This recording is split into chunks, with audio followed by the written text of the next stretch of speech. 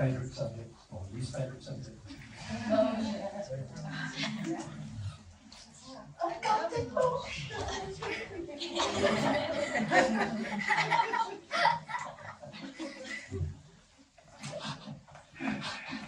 Okay, it's been hard to get to these high registers of the VQs.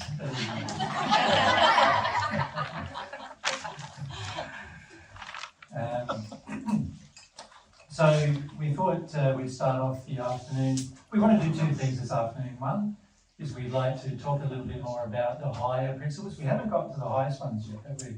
No. So, and I don't know whether we're going to be able to, because tomorrow we are thinking we might do some mediumship as well.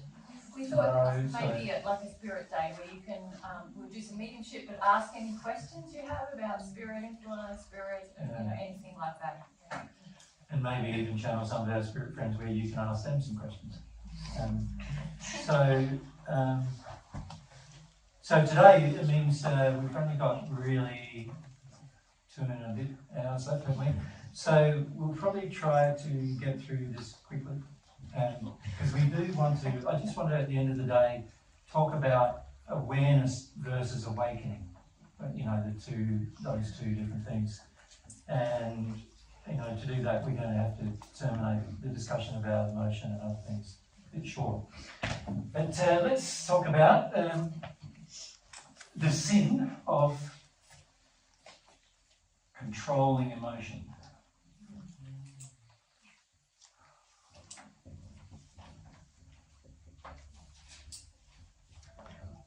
Seems innocent enough, doesn't it? Seems innocent enough. Okay. So why is that a sin, do you think?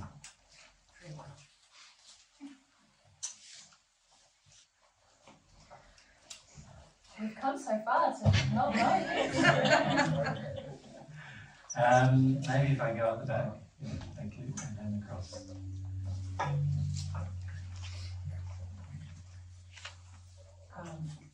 Has God designed us to be fully expressive of everything we feel? Yeah, so let's look at the design of the soul for a moment, shall we? So the human soul, and we're talking now about the entire soul, which includes its two halves.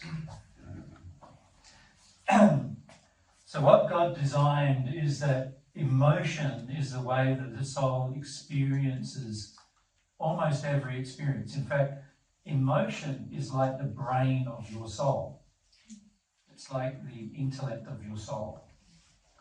So it's not only that, it also includes sensory apparatus as well. So there are senses that the soul has, of which the senses of your physical body are a subset. So an example of that is in your physical body, you have the ability to see, but you only can see in a visible spectrum.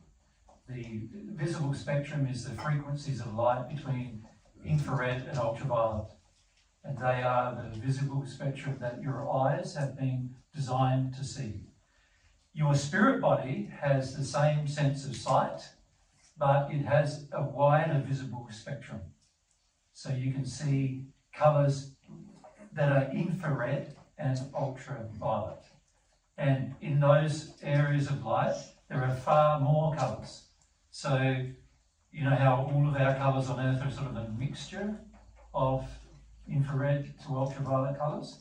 And so in the spirit world, all the colours are a mixture of the wider range of frequencies. So when you enter the spirit world, you will actually start seeing colours that you've never seen before. And you couldn't see anyway with your physical body because your eyes don't have the capability of seeing those spectrums of light. The same applies to your hearing, actually. So in your physical form, your senses of hearing are able to hear sounds from around like 50 or 60 hertz, which is cycles per second, up to, well, if you've got really good hearing, maybe 20 kilohertz if you're lucky. most people's your hearing is quite damaged on Earth due to different things, oftentimes the machinery we use, and as a result, or too many parties, too much loud music or whatever, and oftentimes our frequency spectrum that we can actually hear is 100 hertz to around 16 kilohertz or thereabouts. And in fact, that's why they've designed phone systems in the old days used to be designed to only transmit between 100 hertz and 5 kilohertz, because that's where most of the voice appears. So your sense of hearing in your physical body is controlled by the ability of your ocular senses to actually to hear certain frequencies, and your eardrum has been designed to only vibrate in harmony with those frequencies and therefore transmit electrical signals to your brain based on those frequencies. And so the hearing you have is limited in that spectrum of frequencies. In your spirit body, you can actually hear sounds right down to 0 cycles per second and right up way beyond what a dog could hear on Earth, and right up beyond that actually to over 200,000 kilohertz, and your entire hearing apparatus has improved. But not only that, you're able to hear sounds from long distances as well, not short distances. So at the moment we have quite a few million spirits here with us, and they are like seated in a huge amphitheatre around us, and some of them are more than half a kilometre away and they can still hear us. Does that make sense? So in terms of distance, if you could think of it that way. So the spirit body has the capability of tuning in also to specific sounds and zoning out other ones, which you have to a degree, don't you? You notice that. Like one time I remember going to Barbados, and I was sitting down with a friend there, and the cricket noise was so loud that initially I couldn't hear anybody speaking. But eventually, after a few days, I got used to the cricket noise so much that I could almost zone it out, and I could hear clearly what everybody was saying. But right the very first few days that I went, it was very confusing, because it was like, what are you saying? What are you saying? You have to get right up closer, and I couldn't zone it out. But you see, your body has the ability to zone out frequencies in preference to other frequencies, and you can do that a lot more powerfully in your spirit body. Now, your soul senses is exponentially better than that as well. So you can see with your soul, you can actually project a sight from a location that's light years away and see what's happening light years away from you. Whereas in your spirit body, you can't do that. You have to be quite close. And when I say quite close, you have to be within about what you would classify here as about 2,000 kilometres before you lose your sight, your ability to see detail. Here on Earth, when it comes to how far you can see, you can only see most people, if you stand on top of a mountain or something, you might be able to see 20 or 30 kilometres, but not a lot of detail by the time you get to the end of that. Well, in your spirit body, you can see around 2,000 kilometres, and then in your soul, depending on its development in love, you can see light years away. You can see things from light years away. So every capacity that you experience in your physical body, there is a superset of that capacity in the higher body, if you like. So the spirit body has a higher set of capacities. So those senses form a large part of your ability to feel and to experience life, to have experiences. And those experiences enter through your senses, but they trigger emotions in you, feelings in you. So you could say the sensory apparatus of your spirit body, of your soul, are these heightened senses in addition to a set of heightened emotions, right? And depending on your development of love again, your ability to experience emotion and the capacity to experience emotion grows. So when you're in the first sphere, you have a very limited set of emotions you can actually experience and actually be sensitive to. those emotions are primarily fear, anger, resentment, those hatred, those kind of emotions, and very insensitive to love when you're in the first sphere.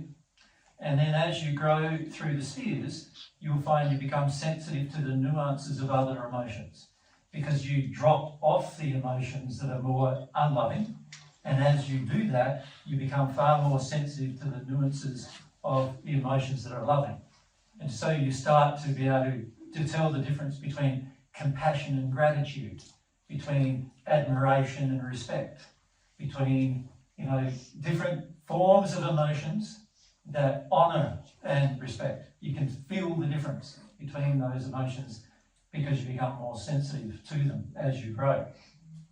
And that's because the soul, as it grows in love, it has a growing capacity to experience emotion.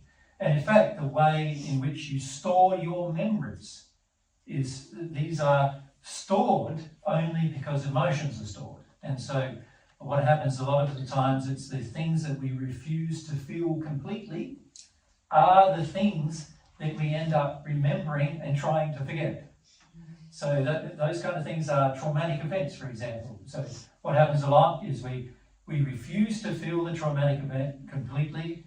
That event gets stored emotionally in the soul. It has an intellectual memory-based signature, which includes all of the memories of the experience, includes the smell of the experience, the taste of the experience, the sight, the hearing of the experience, everything. All the sensory apparatus are all combined and part of the memory. And then when that memory is combined, what happens is that you have an emotional part of that memory as well. And then and when you experience an emotion fully, the memory is like a picture that sort of doesn't involve you anymore. But before then, the memory is a picture that you're fully emotionally imbibing. And when I say the memories that don't involve you anymore, I mean the traumatic ones that I've just referred to. When you feel them fully, you can remember an event intellectually, but you no longer have any emotional connection to the event at all. Right, you get to that stage. Now, a lot of spirits in the sixth sphere, or lower spheres really, try to mimic that stage by trying to deny their experiences, but of course they can't do that. So, because the soul itself has been designed to have emotions pass through it, and not only through it, through your half, but also it's been designed to have emotions pass through and circulate both halves of the soul. So in other words, I have a feeling, Mary is able to feel the feeling as soon as I feel the feeling, right? And then she has a feeling, I'm able to feel her feeling as soon as she feels her feeling. You follow? So it's one soul that has this ability, and the more separated we are in terms of awareness, the less we have that ability. But you have the ability in the future to instantly be aware of all of the feelings of the other half of your soul, and that ability begins in a lot more strength in the 8th sphere of the spirit world, and by the time you enter the union state, which is the 36th sphere of the spirit world, that is now seamless. It's like there's no gap at all. Whatever thought Mary has, I have. Whatever feeling Mary has, I have. We don't even see ourselves as Jesus and Mary anymore. We're like jam. Jesus and Mary. Together. Or match. But you sort of, everything happens seamlessly in that condition, where everything passes through the other instantly. And in that place you can have hundreds of bodies, and they are all having experiences. You're talking to people. So we have hundreds of bodies talking to people right at this moment in different places of the spirit world. And every one of them gets processed by the soul, and every one of those bodies knows what is happening in the other bodies at the same time. So you end up in this state where you can have multiple interactions with multiple people. Your soul is controlling all of that, and you can also create and discard bodies at any time. You can create them and discard them. And there's only 2 bodies that we don't discard. And one is our original body on earth that we had. So the Jesus body and the Mary Magdalene body, they are still in their original, not original state, but in a different state, but they're still there, that we haven't discarded in the spirit world, that we meet with people.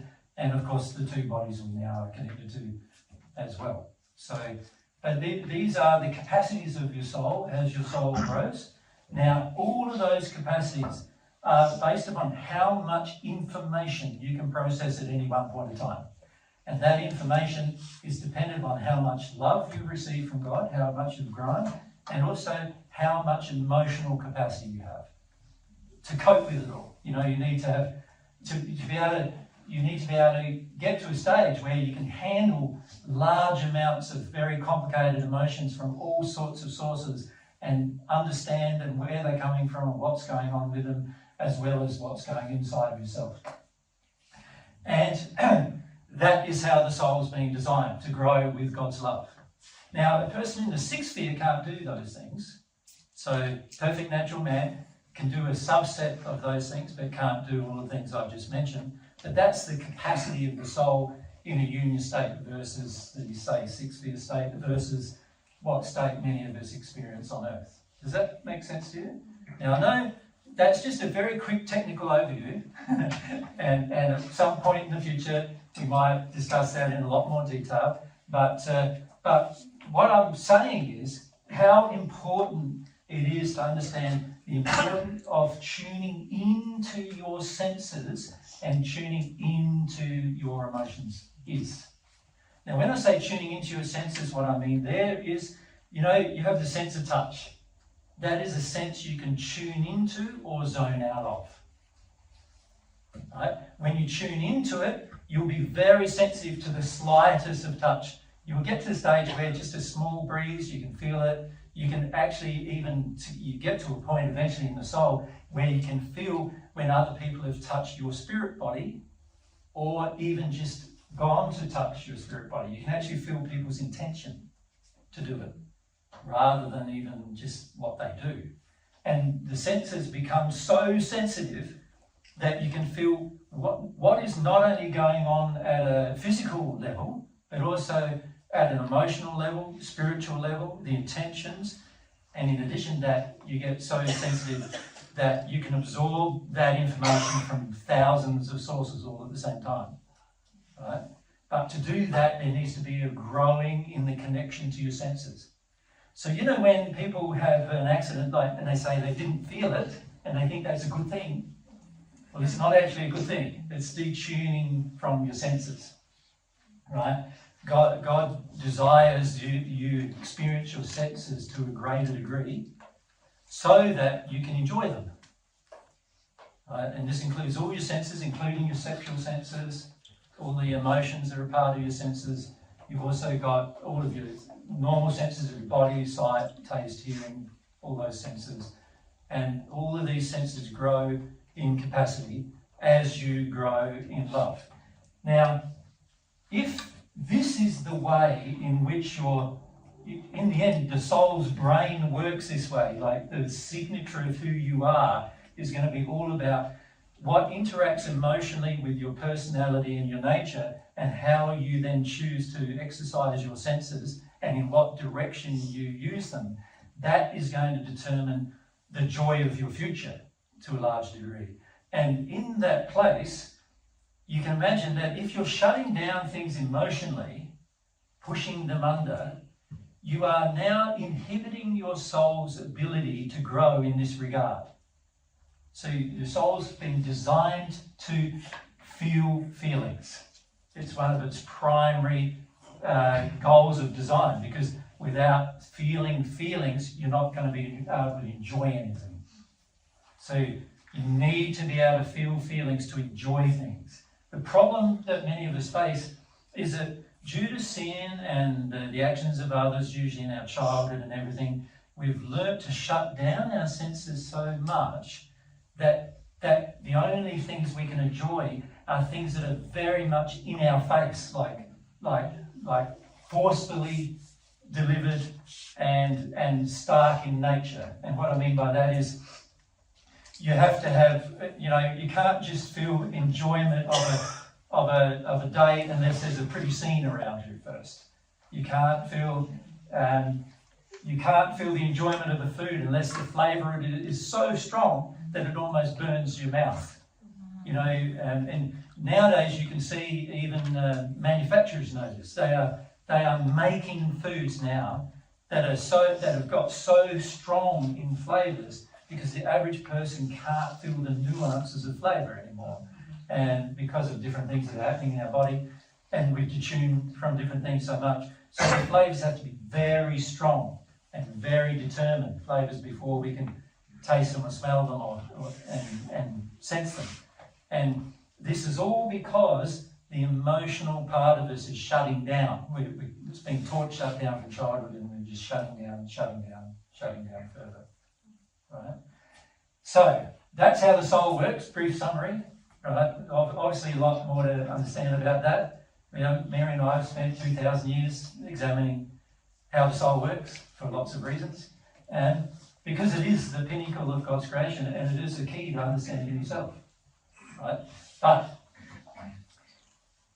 what I'm trying to illustrate from that discussion is that controlling emotion is one of the most damaging things you can do to your own soul. And you not only damage yourself, but you also damage your soulmate while you're doing it. Right? So you're not just damaging, like if I shut down my emotion, I'm not only just damaging me, but I'm also damaging Mary. Because her ability to share emotion with me now is going to be severely impacted by my inability to feel the same emotion. So if Mary feels a feeling of love for me, and I am desensitized to those feelings, I am preventing her from ever expressing her real feelings towards me because I'm unable to receive them. Now, many of you know that's what happens in a relationship, right? There are times when the other party in your relationship can't feel what you're feeling, can't understand what you're thinking, those kind of things. God designed the soul so that you would instantly know and feel what the other person's thinking and feeling at any point of time. All right? So Mary doesn't have to tell me what her feelings are. So there's no need for conversation about Mary's feelings or my feelings. If Mary can feel my feelings and I can feel hers, we don't need to talk about feelings, we're having them. So we don't need to talk about them anymore. You follow? Yeah. If you shut down that, now, to understand Mary, I'm going to have to talk. Right? I'm going to have to ask the questions about what do you feel about this and what do you feel about that? And I noticed you reacted this way. Why did you react that way? I'm confused. Why did you do that? What feelings do you have? What caused you to react that way? I don't understand. Why did you get upset then when, all of those questions are going to be necessary if I can't feel it. But if I can feel it, none of them are necessary. Make sense? So can you see, controlling emotion, huge problem for your soul. And that's why it's classified from God's perspective as a sin. Now, what's the result of the sin? Well, the result of the sin is that you have a restricted capacity to understand and feel anything going on in your environment. That's the penalty. The more you shut down your soul, the more restriction there is on everything in terms of all of your senses, all of your thoughts are tainted now by the shutdown. Like every single thing is tainted in one way or another as soon as you do it. That's the penalty. So you can say the penalty of the sin is almost walking through the world and life unaware of what's going on around you unless people are in your face telling you what's going on. So what that then requires is that if someone is upset with you, if you're in this state, you'll be aware of every person who's upset with you. Now, for me at the moment on earth, that's a lot of people, right? And it's sometimes hard to deal with, having all that negative emotion coming at you, but it's far better to stay open to it than it is to close down to it, because at least I'm aware, I know who's safe to deal with, who isn't safe to deal with. Someone who comes to interview us, I know what their intentions are, I know why they've come to interview me. You know, I can determine all that. Somebody comes to one of our groups, I know what their intention is going to be, how they'll exercise that intention. There's nothing that's really a surprise anymore. Right? And the only things that are really surprises is when people work in disharmony with their intention. And that sometimes happens, you know, where somebody exercises their will completely differently to how their whole system believes they should act. And then it's a lovely surprise, you know, sometimes in a bad or a good direction, but it's still a surprise. But it's a rare thing, because when you're sensitive to these things, you can see everything going on. And the soul sees these things as well, almost like a sight. It's like it sees them happening and can describe it in infinite almost detail. And the wonder of it is it's so amazing. And so when you start experiencing these things, which all of you hopefully will have the joy of experiencing at some point, when you start experiencing these things, you start realizing how almost dead you were before, you know, and the soul can be suppressed by control of emotion so much that it becomes almost like it's dead. Like none of these senses work. None of those abilities are present.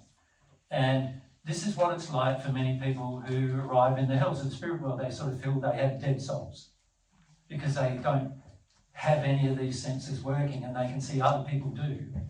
And then they realise, oh, what's happened to mine? I don't understand. And it's all often because it began with controlling emotion. All right? So let's...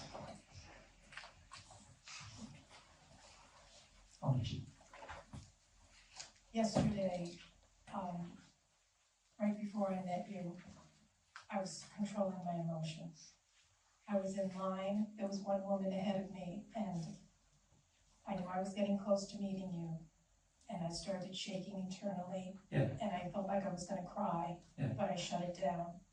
When I got to you, I didn't know how to respond, so that control then changes the experience. Changed everything, because then I reached out my hand to you, Mary. I didn't know what to do. Should I hug her? Should I? Well, by this stage, you're not interested in hugging the person, are you, anymore? It's like, let's shake their hand. I felt totally different than like a moment prior. Yeah. If I had just allowed the emotion, been honest with you, wow, I'm really feeling emotional right now. You don't even need to be honest with the other person. You just need to be honest with yourself. Yeah, and you need to accept it in yourself. Yeah, and just be how you are. Yeah. You never need to apologise or explain your emotions.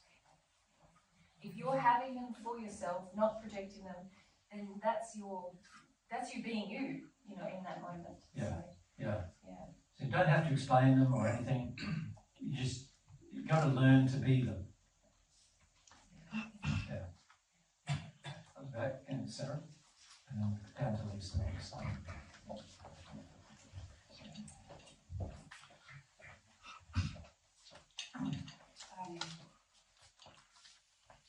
But when you're feeling your emotions, oftentimes it makes other people uncomfortable. Who cares?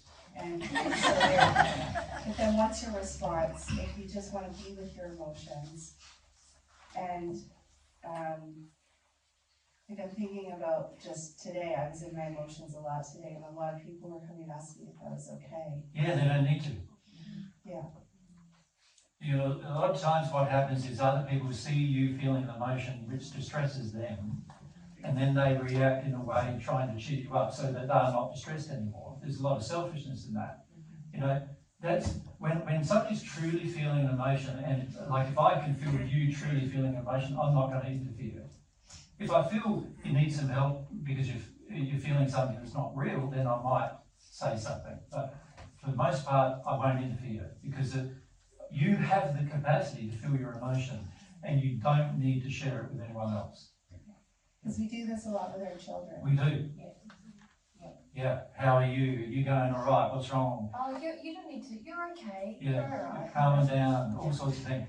A lot of this controlled emotion begins in childhood because the parents are trying to suppress the children's emotion, because the parents get distressed about a child's distress. Yes. But that's all because we don't cope with our own feelings, and so we worry when our children need to cope with theirs. Does that make sense? The biggest gift you can give your kids is, firstly, you feel confident to cope with your feelings, because then they won't feel any anxiety from you when they're feeling. But also to educate them that they can feel emotion. They're capable, they're completely capable, and if they want to come and talk to you afterwards about, you know, what it was about or what they learned or is there questions, that's a great time to do it. But to interfere with when they're feeling a feeling, that's very much about the parent. Part of educating a child is getting them to the stage where by the time they're, by the time they're 7, hopefully, but definitely by the time they're an adult, they can cope with any emotion. They can cope with being attacked, they can cope with being abused, they can cope with being praised without going into like, oh no, fantastic, and in other words, arrogance, and also pulled down without going into, I'm worthless. They can cope with all that, they can handle anything.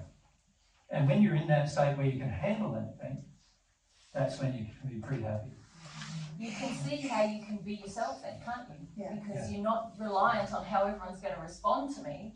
I'm just going to be me, and if I've got a good character, some morality, that has been I've been educated about how to be a good moral person, I'm going to go out into the world and I'm going to be really a force to be a loving force to be reckoned with. Loving force, yeah. Because I'm going to be being myself, I'm not going to be invested in how everyone's going to treat me, and I'm going to treat people really well, and I'm going to take action.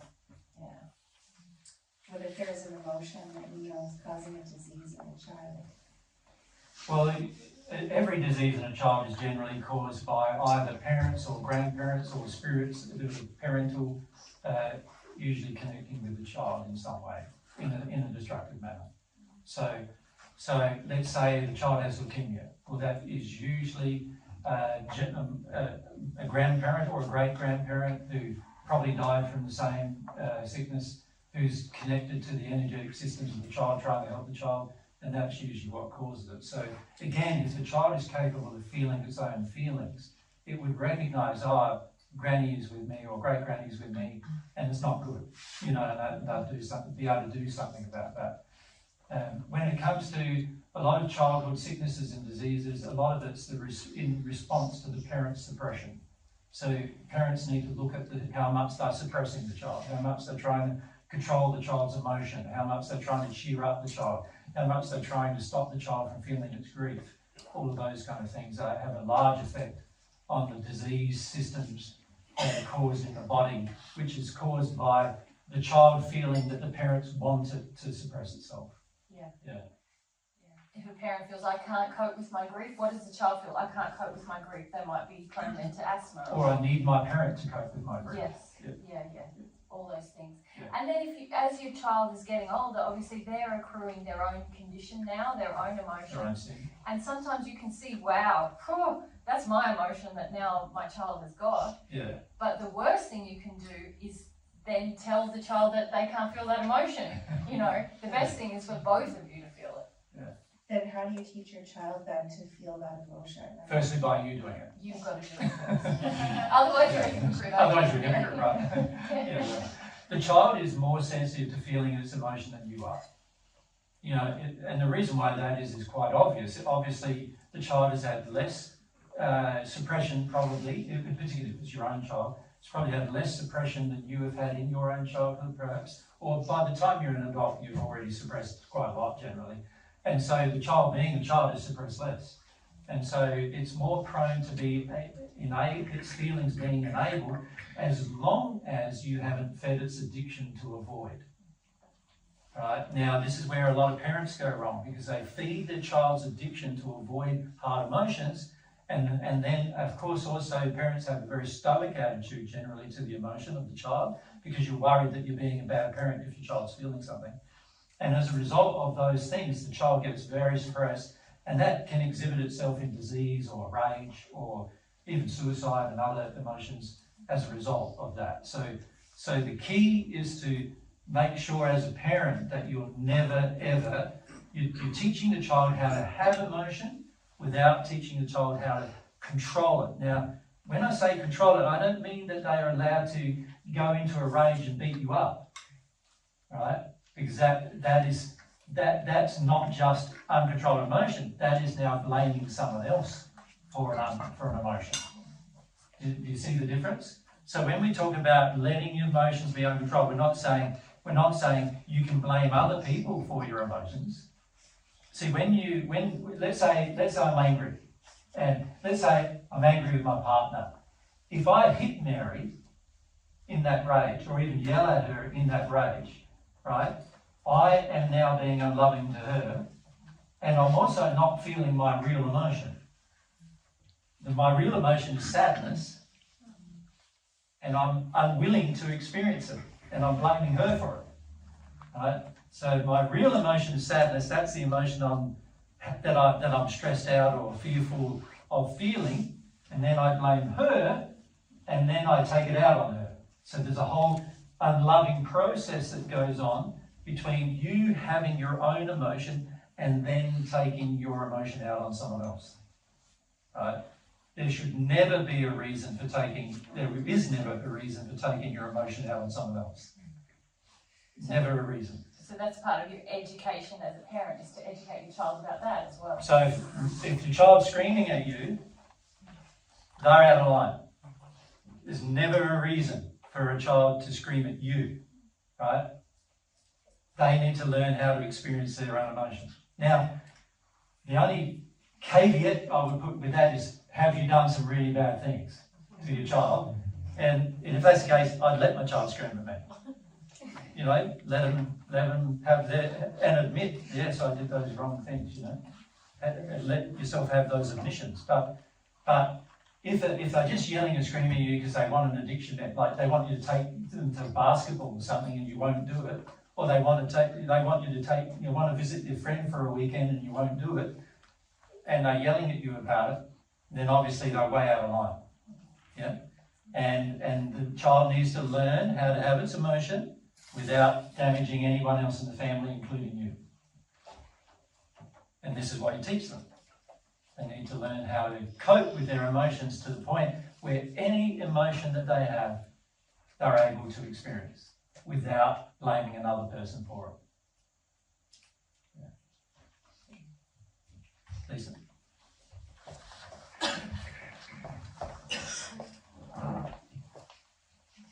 So now I have two, because Sorry, you. I have two questions now, because one's kind of Yeah, might be forward to now. Is that what you're saying? All right. So the first one that's related to Sarah's was when I first started listening to Divine Truth, I wanted to let my kids have their emotions. So I would tell them, you need to have your emotions, but I wasn't doing that. Yeah. And so what I feel like what that's done is shut them down more. Of course, not only does it shut them down more, hypocrisy, which is what that is, has an effect on the people around you emotionally. When a person is doing something or saying something that they do not do, it creates a stronger rage in the person who they're talking to actually resist doing what they say. Right? And this is an interesting dynamic that occurs emotionally, and children are very sensitive to it because they're more sensitive to emotionally to the hypocrisy than an adult is. An adult will put up with your hypocrisy generally, but a child won't generally put up with it. They'll feel it, and then they'll have a reaction. And the reaction is usually one of two reactions. If they feel they can't express to you that you're being a hypocrite, then they'll just go quiet, but they won't do what you want. And then if they feel they can express to you that you're a hypocrite, they'll damn well say that to you. They'll make you know it, and they'll express that. And of course, you would have to admit, wouldn't you, that you are.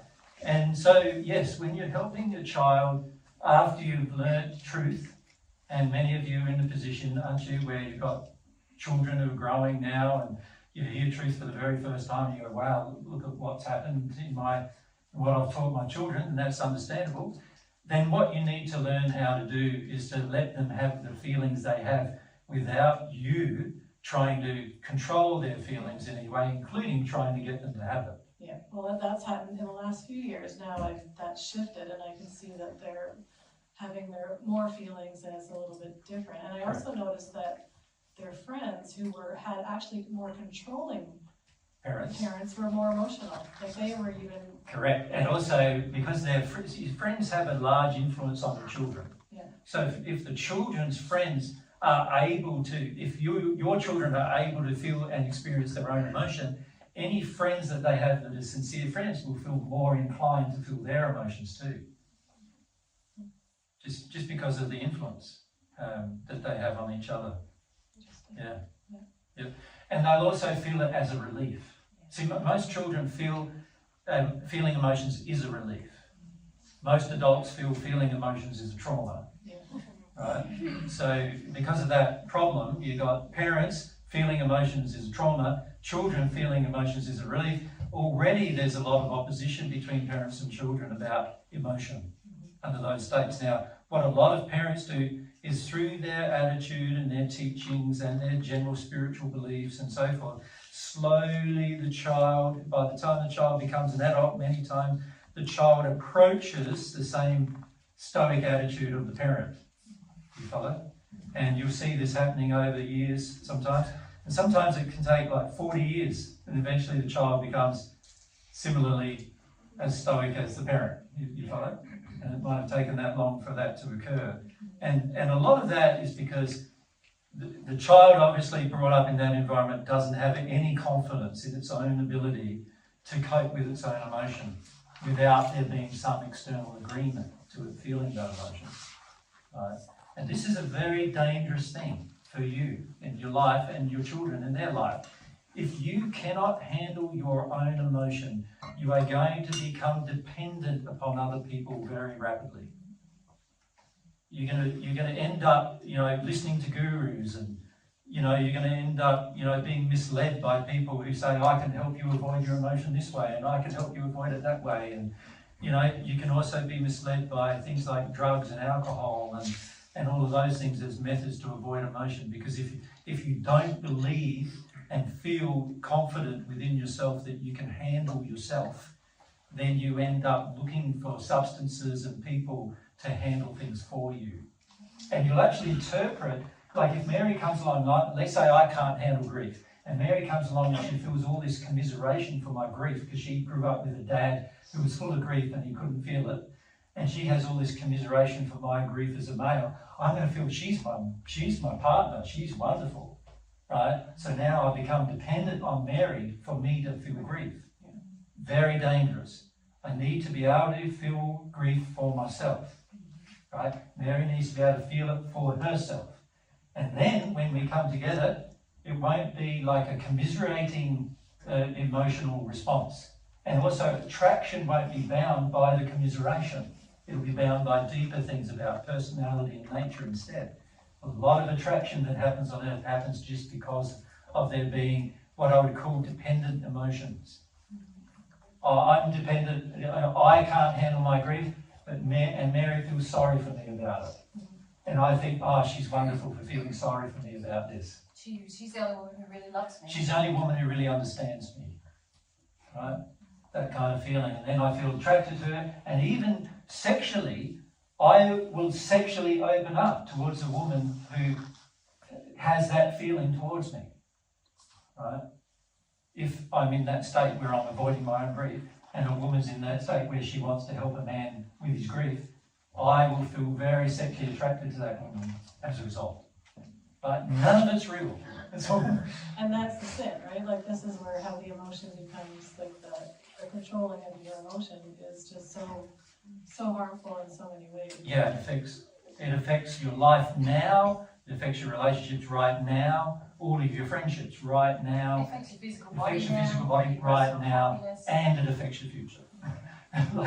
And your kids' future. Yeah, the future of people around you are going to be affected by it as well. Particularly anybody who looks at you as an authority.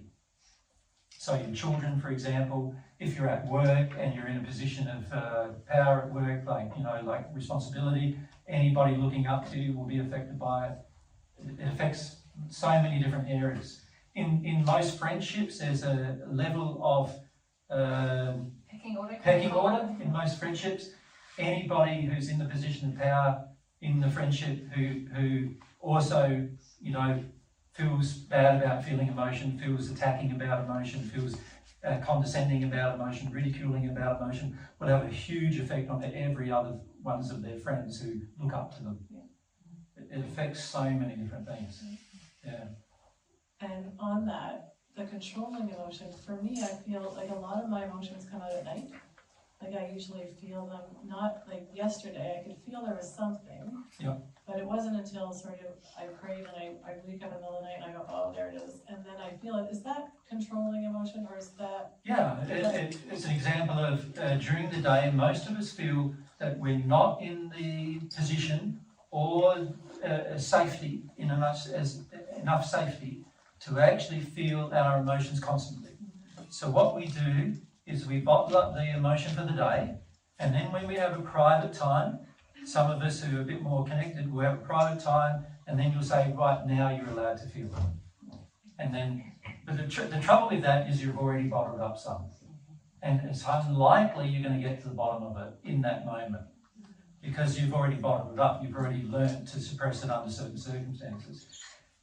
What the goal is, when you become at one with God, you don't ever bottle up any emotion. Every emotion is experienced as it happens. There is no restriction on what you say and what you do. Of course, when you're at one with God, you're loving, and so everything you say and do is going to be fine, right? It's going to be loving. But that's the place you're aiming for. The place you're aiming for is you've got to be real about everything you feel in the moment you feel it.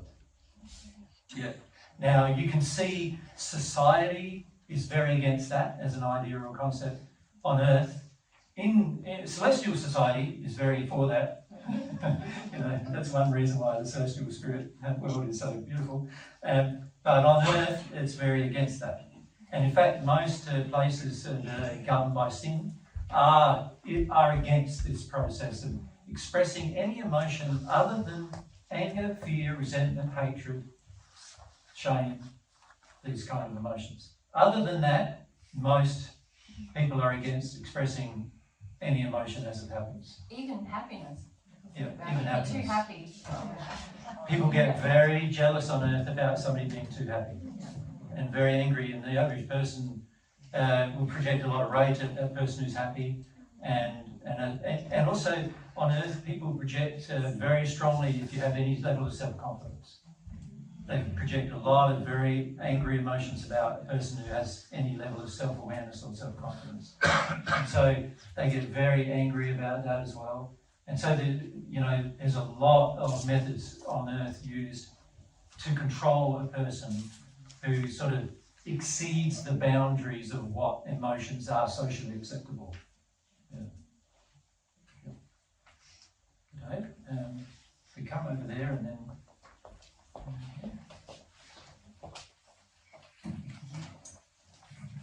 Does feeling emotion always equals crying necessarily? Or because sometimes I feel like I process stuff, but I might just be laying in the dirt for 1 hour and like staring at the sky and like feeling like a mess and having like maybe like, I don't know, like sometimes I feel like convulsion almost. And then I kick stuff but then sometimes I don't have like the real grief, but I feel like I've done something.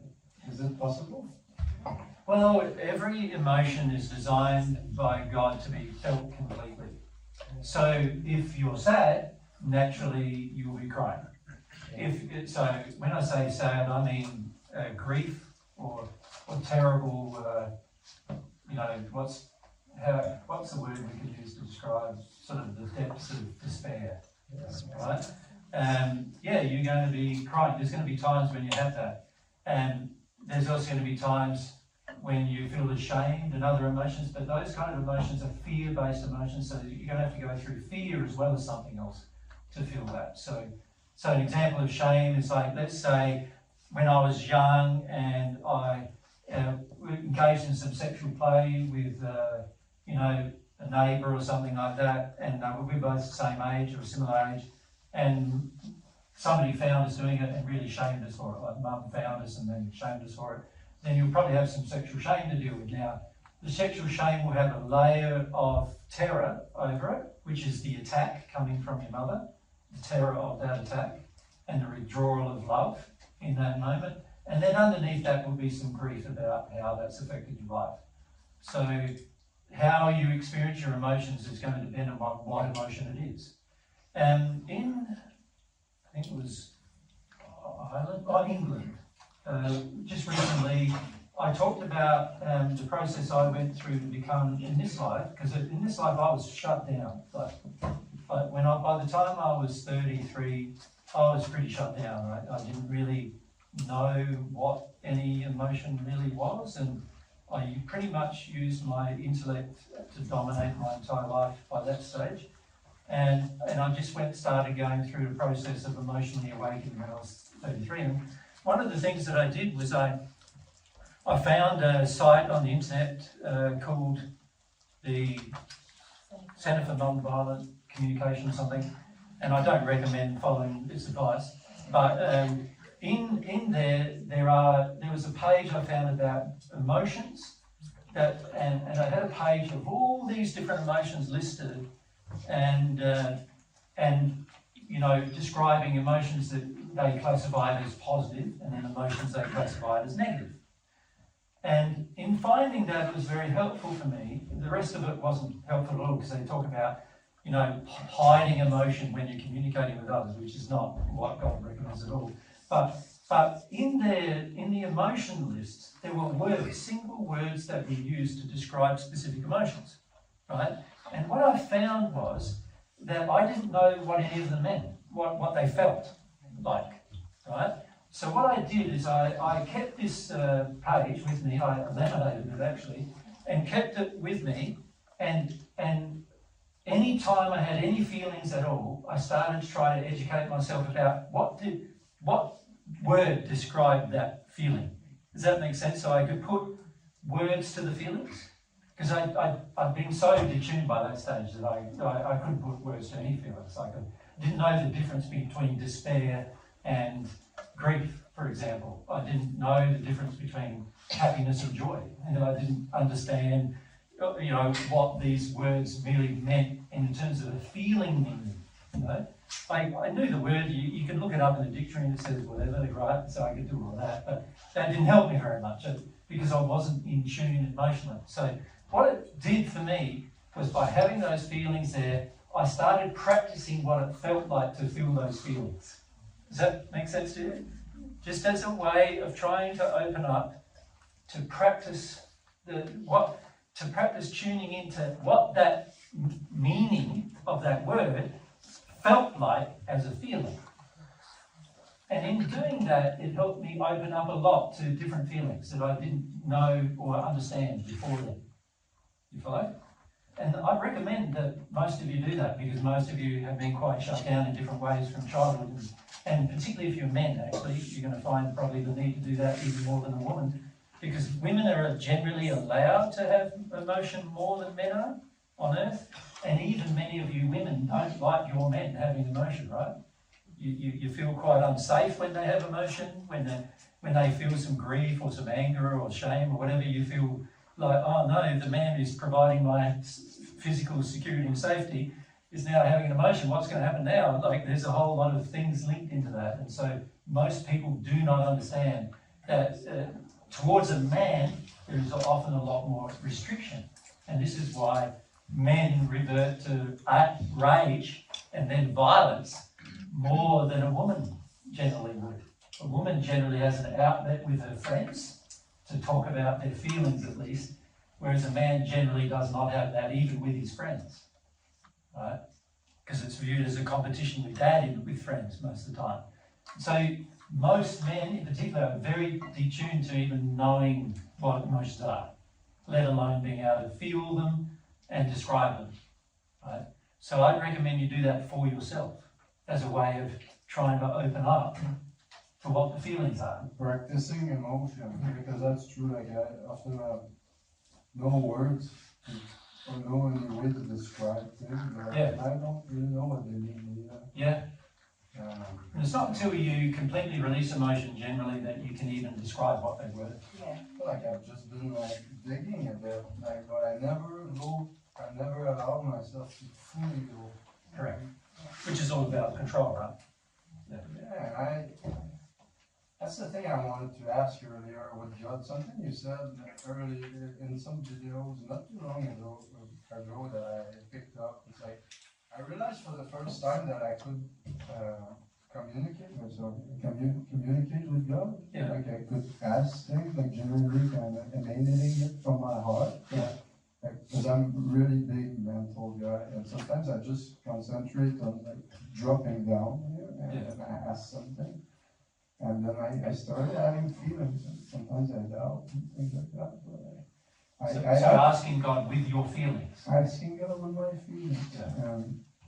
That helped me a lot, but I realized that it's all emotional, and then I get like yes feelings when I'm really interested, sometimes no feelings, and sometimes it's blank feelings. Yeah. And when it's blank feelings, like I've realized lately, I can ask, like, is it because I don't want to know? Yeah. And then I get And it's yes. yes. And then after that, I was going to ask about it, but I listen to you often, and I get my own answers. I'm ready to ask a question, and then sometimes I get the answer, and then it's all emotional. I don't want to feel all these fears that are coming with the answers. Yes, that's right. That's right. So fear is one thing that the majority of you are going to have to learn how to experience. And fear, and particularly terror, which is a sort of the real depth of fear, isn't it? That is something that most people on earth are unable to cope with at all. Or they believe they're unable to. They're unable to cope with it at all. And in fact, most people, when they get to the level of terror, they will always revert to violent rage. And that's women and men, by the way. And so, no, terror is an emotion that most people are not able to handle, but it is eventually an emotion you'll be able to all handle. And once you can handle that, you'll find you can handle anything. Thank you. And I just want to add that one thing quickly, and I think, I don't know if I think it can help other people, because I've been listening to the Day2 for 3 years, and I have a strong analytical mind, and I've always been trying to look for flaws. And Yeah, I need to stop you now. Yeah. Let's go to now you're in addiction, so stop. So my question is, and I'm realizing how much I'm controlling my emotions and teaching people to control theirs, dealing with animals or dealing with dangerous situations, like for example, like an EMT, someone who has to show up to an accident, don't they have to kind of shut down their emotions in order to help them? Like my example, I guess, is I was in a situation with a dog that if I were to show, animals respond to fear, they want to attack you under fear. When you're not afraid, they don't want to attack you. It actually stops them. So I had to shut down a lot of my fear. Basically, my question is, should I just allow myself to be mauled and destroyed at that moment? Or just let it shut down my fear? Well, can I say? Well, let's see that, Mary. Yeah, see that, Mary. I put to you that if you had really owned your fear, not projected it at the dog. So let's say there's 3 states. You talked about completely shutting down. And with really, you had to sort of absent yourself from yourself. Yeah. Well, how much fear did I? Yeah. If you're done. Yes, but that in effect you're absenting yourself almost from yourself. Yeah, right? completely stepping out of your body almost. Yeah. And so the dog didn't feel you anymore almost. No, that's why it didn't respond. Yeah. But if the confusion comes, because most people don't feel their fear. So most people say, oh, I'm afraid, but they're not feeling it. They're projecting it. All the dog feels is fear then. Yeah, which is a withdrawal of love from the dog's perspective. And actually it makes dogs quite afraid, which is why they attack, because they're just reflecting humans' emotions, which is if I'm terrified, I should attack. Yeah. And so that's what dogs do when you project your fear. Yeah. So I put to you there's a third alternative, which is just to really have your fear in that moment, which is a very humble state, just fully allow it to overwhelm you. Yeah. And the dog wouldn't feel it. Dog will leave you alone, yeah. But this was mid-attack though. Like I didn't feel the fear until I was being attacked. Yeah, I'm saying you didn't feel the fear. At all. Yeah. I definitely felt some fear, but I pushed a lot of it down. Yeah, which means you stored it. Yes, 100% sure. Which is still in you 100%. It is, because ever since that incident, Yeah. I felt a lot more fear that I haven't fully been able to release yet. Correct, yeah. And this is the danger of doing it. What Mary's suggesting is correct. If you fully feel your fear in the moment, God will just leave you alone. And in fact, most people will leave you alone too. Yeah. And what about the analogy what I was saying, like an EMT, someone who shows up and someone is really...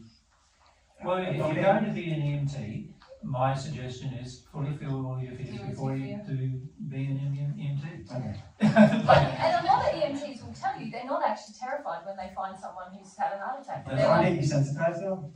Well, No, well, not necessarily, because it's somebody else's physical illness that they're dealing with. It just depends. it's not theirs. So oftentimes the person only gets really afraid when it's theirs. Or if it's their mother or their partner, then they get afraid. then they might be This afraid. way, a Then- doctor won't be allowed to operate on their child or something like Yeah. that, generally. Yeah, which is a good reason if you think about it, because then there's Because there's a all lot of fear involved in it. So, But some people do enter those professions, like police officers, EMTs, because they are full of fear. And martial arts instructors, like a lot of these kind of people who go into martial arts all about fear. Yeah, and a lot of people become these roles because they want to overcome their fear, and yeah, that's really damaging. Yeah. It's really damaging to the people they're dealing with. It's damaging to them. So the ethical way to do it is deal with your fear, and then you'll be great. Yeah, but see, most people haven't learned how to fully experience their fear in the moment.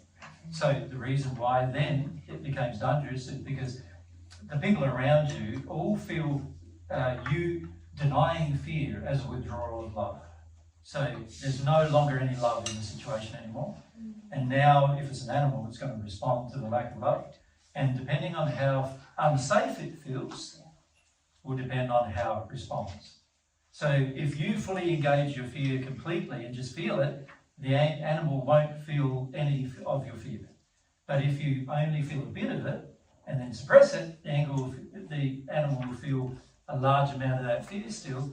And the only reason why it doesn't respond when you suppress it, because you have to suppress it using anger or another response generally, and that's what it's feeling.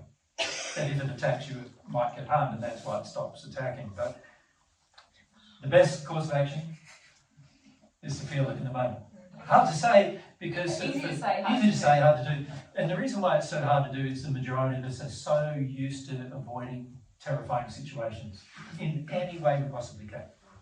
And so we don't understand how to feel them. In the first century, I had many terrifying situations, and none of them bothered me too much. And to the point where I was tortured many times, and when I was a child, and also as an adult, and all of those situations were all able to be coped with because I didn't have a lot of fear about my death, or fear about my life being taken, or fear about pain. At one point, when I was about 19, I had a spear put through my hip, and broken back, dragged behind a horse, all through town, over burning fire and everything. And it took me 7 years to recover from these injuries that I had. But I knew what was happening, I didn't have a lot of fear about it, and so my body could also recover from those things. So by the time I met Mary, I looked normal again. But actually, some dogs ate part of my face, and I was a big mess, Yeah. When I was 19. Yeah. So these kind of things can all change if you deal with the different emotions in the moment. Yeah. But it is difficult, and particularly when you're coming from a position of sin, it's difficult because the sin is saying, be afraid, be afraid, be afraid, be angry, do something different, And so it is more difficult, and you're going to have to learn how to do it. And this is about your ability to expand in your emotional capacity to experience. Yeah. Thank you. Yeah. Now I need to maybe on this side. Wherever that mic is on this side. Just behind. So we talked about, not being a hypocrite and being a model for your children to be able to feel things. Yep. But what about for a partner or a parent who was raised by parents who suppressed all their emotions, suppressed their kids' emotions. So now you're trying to, like, do you model for them too? Like, how do you encourage them to do it?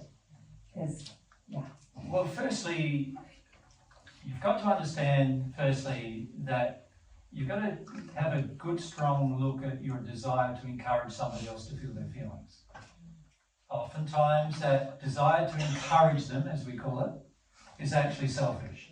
You want something from it, you know, some level of safety or security about you doing it, or you want some other things from it, like you want some personal things from it. So the very first thing you got to do is look at what's your motive.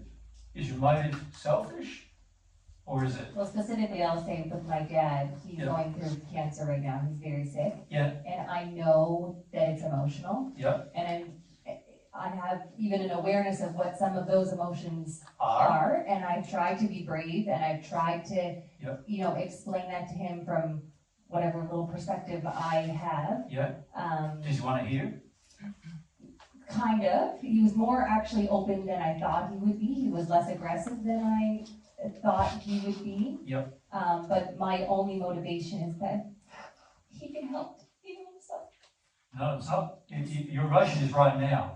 That's your motive. What's your real I motive? feel like I can't heal him. No, that's not. What is your real motive? You can feel it. I can feel it from you. You can feel it. I don't know. You're afraid of him dying, right? Yeah. Yeah, that's your motive. It's selfish. Sorry to say. Yeah. So that's going to make it a lot harder to help somebody. You're worried about him dying because of what he means to you and what he's done for you. And in fact, part of his cancer is because of what he's done for you, actually. A lot of people with cancer do things out of guilt on their part and to get things from their children or from other people. And as a result, the children or the other people continue to expect those things from that person.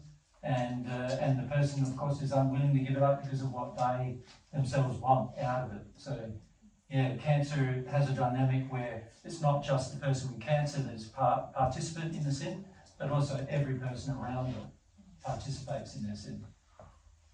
Now, just because Jesus said it's selfish, doesn't mean you should stop feeling it. No. Because actually you need to feel You it. need to go through this grief Yeah. and not project it on your dad. Yes. Because You actually, see, if you project it on your dad, if he does pass, he's going to find his life in the spirit world really difficult initially because he's going to always be coming back to you. Always be, you know, he won't learn why he had the cancer. He'll just keep coming back to you and acting in the same emotion that caused his cancer in the first place. So it's not going to be good for him if you're projecting this grief onto him. And if your motive for talking to him about it is to stop him from dying, right? Then the reality is cancer, the person with cancer wants to die. They're prepared to die in order to avoid an emotion inside of themselves. And they are willing to die rather than feel, actually. So when you project at him, don't die, don't die, don't die, he's going, like, he would rather die than feel something, and you're projecting him the very feelings he wants from you so that he doesn't have to feel some things. So actually, it can cause the person with cancer to last longer on earth with their cancer and then pass in even more pain than they would have otherwise. So how does that person, like you're saying, he'd rather die than feel those emotions, which I think is totally accurate. Yeah. But how does he feel those emotions if no one's But he doesn't helping want him? to. But how does he get to a point of wanting to? Well, he's going to have to work through that himself. There's nothing you can do to help him to get to a point where he wants to. That's his problem, is he wants you to do that. yeah, the best thing that you can do to help in that process is to not meet your addictions with him. Or his addictions with Or you. his addictions with you. Yeah. Because there's addictive processes that he's engaged for a lot of his life to avoid feeling. Yep. And now that's getting harder and harder, and now he preferred to die than feel them. Yep. And the difficulty with cancer is that often cancer creates all these big fears and worries and pain and suffering for the person, but fears and worries and grief in the people around them, and it causes the people which the person who has cancer likes. Yeah, that it helps to meet the very addictions that were waning, if you like, in their life, and so you get drawn back into meeting the addictions, which actually worsens the person's condition. And they last longer on earth as a result, in more pain and suffering when they pass. But didn't you say before that it's the loving thing to do to point out the sin in someone else? Only if they want to hear it. See, in an environment here where I'm here, this is my space. You're in my space. I hide this, or this is my space. I'm responsible for this space. When you visit your father's home, he's responsible for his space, not you. And unless he's inviting you to engage in the process of understanding, then really to share with him would be really against his will. See, I'm assuming you coming into my space, I've made it very clear to all of you that we're going to talk about a certain set of things, right? And you're coming into my space, this is what we're talking about. And you can leave or stay, that's your choice, right? You can stay under the guidelines of my rules, right? Which are, you need to be kind, considerate, ask questions freely like a child would, not project at me, and so forth. That's my rules. And if you don't abide by my rules, then you can leave. Right? But when it comes to you going into somebody else's space, so if my father was staying with me and expected me to look after him, now I'm talking to him. But if my father is by himself or in a hospice or some other place and he's not being cared for by me and he's not forcing himself upon my space, then I have no right really to talk to him. I can raise the issue just kindly, but anything further than that, I'm breaking his will. But it's interesting what you're saying, because you're sort of saying, I want to show him, I tell him what the sin is, but you're still engaged in the sin with him. That's right, you're engaged in your part of it. My job is to not support any of your sin, whether I'm in your house or not. Like, so if I'm in your house, I'm sinning if I support your sin. Correct. So it would be unwise for me still to say that to you. I don't have to say anything. I don't have to say anything. It's more important that I don't support your sin through my feelings, through my actions. And so this is where it gets tricky when people hear divine truth, because they're like, well, I've got to tell everyone everything, but they're still engaged in the sin, rather than saying, I've got to deal with my sin so that I don't support sin in myself or anybody else. And then there will be opportunities, or there will be occasions where it's perfectly loving to speak about what's going on. But if I'm speaking about it while still supporting the sin in myself or another person, I may as well not speak anyway, because it's going to have no effect, apart from making things confusing and angry sometimes. So what is the sin that I'm supporting? No, just hang a sec. Before you continue, you also don't understand that when you're in an environment where there's a person in front of you and are in distress of some kind, but it's caused by their own addictions and desires, and obviously if I speak the truth to them, I've got to be very careful that I'm not motivated by lies in myself. And at the moment, the lie in yourself is, I don't want to feel my grief, Dad. I don't want you to die. So if you were being truthful with your dad, you would have to say, Dad, I don't want you to die. You know, that's the truth. And you really couldn't go much further than that. And you said, Dad, I think I know the reason why you're dying. Do you want to do something about it? Right? That's about as far as you could go. Make sense? Now, what was your question? Well, I guess you just answered it. I said, what is the sin that I'm engaging in? That's right. Well, it's that, and also the codependence between you and your dad. Yeah, which is actually breaking your soulmate bond, actually, too. Do you understand what I mean by that? Sure do. You have a stronger relationship with your father than with any other man, right?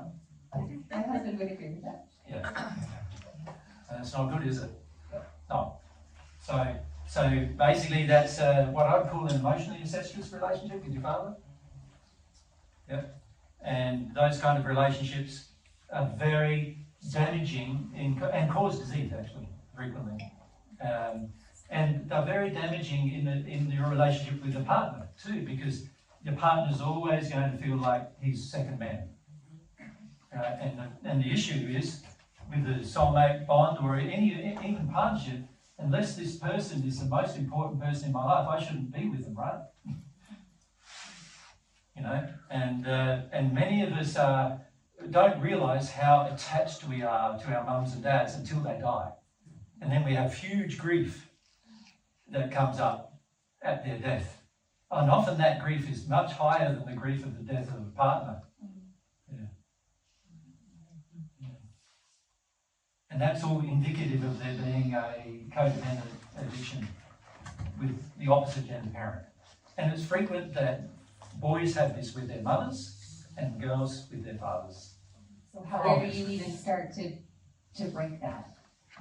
Well, that's going to require you working through and healing what we call the intergender emotional injuries that a person has. And one of those injuries, obviously affecting you, is you feel that your dad passing affects your safety and security in some way, right? Your emotional safety and security in some way. And your dependency upon him for approval from him. And so your definition as a woman is very much defined by how much your dad approves of you, how much he cares about you, right? And it's not dependent on that actually, but that's how you feel. Does that make sense? And so these are the things to start working through that will help him, and it will also help him when he passes. Because when at the moment, if he passes, he's going to feel he will still continue to want this relationship with his daughter, even though he's in the spirit world. And as a result, the very emotional injury that caused his cancer will continue after he passes. So he will still have a degradation in those areas of his body. You know where his cancer began, right? Where did it begin? His colon. Yep. What's that about? For your dad, what's that about? Colon, about? I think it's anger. Well, worth. It's about getting his worth. So he's getting his worth by doing things for people. He's getting his worth, right? And that's how he got to be viewed by everybody as a great guy. Yeah, but actually, from God's perspective, he hasn't done it from the right motive. And so, from God's perspective, he hasn't learned how to be a great guy yet, right? Even though you think he is a great guy. Yeah. And because he's done things for you and other people, all of you love him, right? You're all terribly upset about him getting cancer, but actually it's been caused by his own desire to feed this addiction through actions taken, giving his energy to everybody, right? In order to get some worth for himself. What's a colon? Colon is a bowel. Where you Where your poo comes out. That makes sense, doesn't it? Yes. Yeah. So I hope what I've said hasn't offended you too much. Because, what I'm saying is like definite, but every one of God's principles governing the operation of the soul, whenever you shut down emotions in a certain way, disease is the subsequent result. Right? So cancers, all cancers actually, are completely curable as long as the person dealt with the controlling emotion, controlling the emotion they're trying to control, using addiction to control it. As long as they deal with that, curable. Every single one, curable. Your body has been designed to cure itself by God. And so when it doesn't, it's because of an intention that you are engaged in yourself. If that makes sense to everyone? You've got to remember, God's perfect. He designed a perfect body. He didn't design it to fail. He designed it to succeed. He designed it to work. He designed it not to get disease. The first human couple lived nearly 1,000 years and they never had a disease. Right? God designed it to be perfect. Any imperfection that arises in your body is the result of either your own sin or the sin of someone else generationally that's been passed down to you. One of those two things. So the key is to deal with whatever those sins are, if possible. Now, in some cases, for some people, it's not possible until they pass because they've been had a genetic deformity, for example, that now is imposed upon their life while they're here on earth. Some have had some mental disability where they can't engage a process anymore because of the damage that comes from their forebears. they have, some kind of mental disturbance that causes them not to be able to be conscious of their choices and decisions so much. Even though that is the case, you can often help them, but those people will be cured when they pass. For the most part, if it's a generational deformity passed upon them, they'll be cured instantly, usually through a process that goes on in the spirit world in the first sphere. They are cured of any passed down genetic problems, and then what they're left with is their true emotional condition. Right? But for the majority of us who are aware and intellectually able and are able to not control our emotion if we so choose, we need to make the decision ourselves. Yeah. But can you see disease? Consequence is trying to control specific emotion. The cause is trying to control specific emotion. The consequence, the disease. You try to control a specific type of emotion, the disease will appear in a specific place. The type of disease will depend upon the type of way in which you're trying to control the emotion. Like, so say a person who gets a brain tumour, they're trying to control through their thoughts. If they get a problem in their lungs, they're trying to control through their grief. If they get a problem in their heart, they're trying to control probably grief through, with regard to love, the romantic love usually, or sometimes love of a parent, but most time romantic love. If they have a problem in their kidneys or their liver, it's going to be usually some kind of spirit-based attachment based on history about what the person's trying to avoid with anger or rage. And every one of them is traceable. And every one of them, if a person has exactly the same problem, it's exactly the same cause. This is the beauty of law, is that this is what happens when it's broken.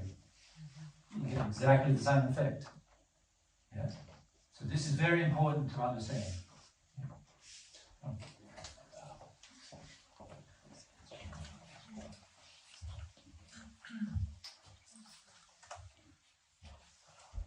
On that, what would ALS be? What emotion of suppression? Yep. Is that genetic? Yeah, what we need to do is define ALS for most people, I suppose. So that's, it's called different things in different countries, isn't it? Yeah. So that's a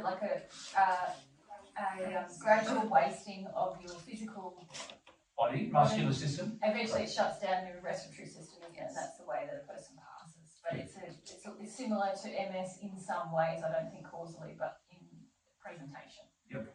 In that we get a... What's her name in Sweden had ALS, didn't she? Yeah, she did. That's right. Yep. It's not a specific cause.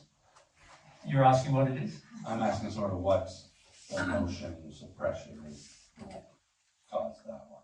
It's about being injured in some way emotionally, and instead of feeling the injury as grief, feeling it as rage. And not expressing and suppressing the rage. Yeah, not expressing. Not expressing the rage. Yeah. It's actually an angry withdrawal from life. Yeah. Yeah. But a slow process. Yep. Yeah. Makes sense? Sarah? Could somebody heal ALS through? When you say could somebody, you mean the person? The person who has Certainly the ALS person could, yes. by expressing their rage? Yes.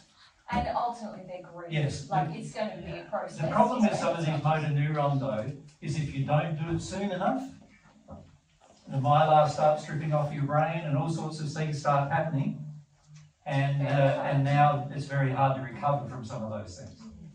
Right? You have to have a really good diet and other things like that in order to recover them. And even then, there won't probably be a full recovery, because some diseases like that, which are caused by some intense emotions, and have the effect that you've stripped off certain functions of your brain and everything, and after a while it sort of learns that that's what it's going to stay doing, and so it can recover, but to heal it properly would require someone with God to heal it probably, along with the person's sincere desire, obviously, to feel their rage.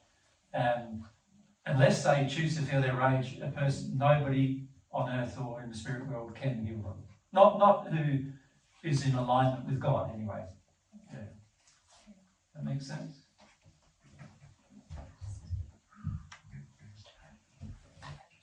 And then, And what about the prostate cancer? And what do you reckon? What do you reckon it might be? Sexual organs relating to cancer, what do you think it might be? well, something relates to the expression of masculinity, or something against, or even something with other gender, especially the mother. With the opposite gender, yes. Yep. So what would it be?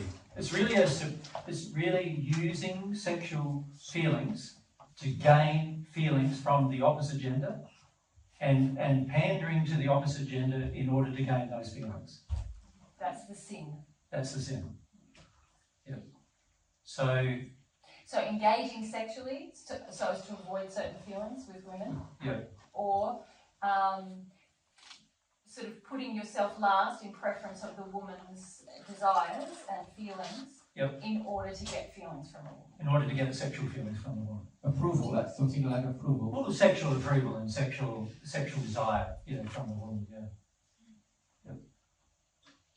Highly likely the woman isn't giving it in the relationship as well. Well, like I said, most cancers involve the two people or more.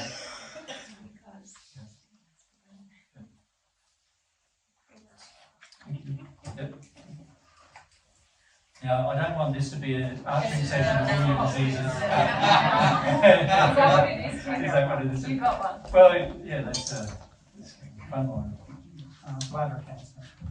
Bladder function? Bladder cancer. Bladder cancer, yes. Maybe just talk about the dynamic of cancer, because that's common to all cancers. Yeah, common to all cancers is a dynamic. So the dynamic is that you want a specific emotion from other people, and you're willing to work hard in a certain way to get it from the other person, so that you don't have to feel the opposite emotion yourself.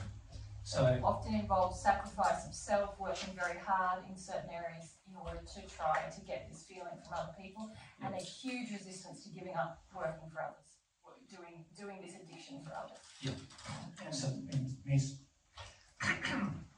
And it's mainly based on their partner, that person, or Well, it's usually a history with the opposite gender parent or the same gender parent. Depends what kind of cancer it is as to which gender you're doing the work with, and which gender you're mostly interested in. So an example of that is for a woman who has breast cancer in the left breast, it's going to be about her relationship with her mother initially and what she does with women. But if she gets cancer first in her right breast, then it's going to be related to what she does with her father and what she does with men, in order to get a feeling of love from them, being loved. In the case of breast, it's about being loved. And so often a woman will work hard for everyone in their family, but specifically for one gender in order to have a feeling of being loved, and that will cause breast cancer. And whatever the gender is will determine whether it's left or right breast. So every cancer has a cause that is traceable to an emotion, and every cancer has an emotion where you're wanting something from the person, and instead of just saying it outright to them, I want this from you, you do a whole heap of things together. You understand? So like, let's say if I want sex from Mary, I could just go up to Mary and say, if I want sex, darling, can you give me something? Couldn't I? But see, most of us are not brave enough to say things like that, right? So, and also, what if you get a knockback, right? Then you might have to feel. So what you do instead is you bring her flowers and you cook her a meal and you do you understand? Fix the You car. fix the car, and she asks you to fix the roof, and so you get up on the roof and fix the roof, and she says my stove isn't working, get a new one. Yes, I get you a new one, and right, but it's all done because I just want sex. Do you know what I mean? Yes. And this is what drives many relationships, right? And so I do all of those things, and she's going, oh, he's wonderful, he does whatever I want. I'll give him some sex now. Right? So it requires two of us participating in the dynamic. Obviously, Mary would feel herself in that place to sort of be in a position of power, and I'm sort of being subservient, but I'm doing it in a very sneaky way. And it's all for me, really, so that I get some sex sooner or later, right? So it's really just for me anyway. And this is the trouble with a lot of cancers, is that this is why there's so much body response to it, because it is an unloving emotion driving the cancer, and therefore it's going to be affecting your own body, because of it being an unloving emotion for you. So every cancer has this dynamic, and so rather than talking about sort of where it appears, because obviously where it appears is going to have a specific way in which you are attempting to get that approval or acceptance or love, or, chest, love, bowel, worth. What do you reckon bladder might be? Sexual worth.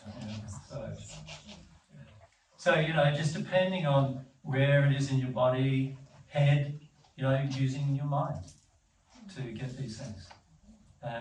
Some people get cancers in their legs. That's a lot about running around and doing things for people, but being angry about it the entire time.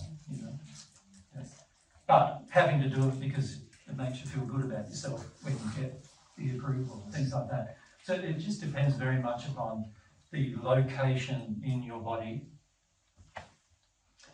as to where the cancer will first appear. Then obviously with cancer, the trouble is, it's your body eating away at itself, causing your own death. And so fundamentally, you would rather die than deal with the emotion.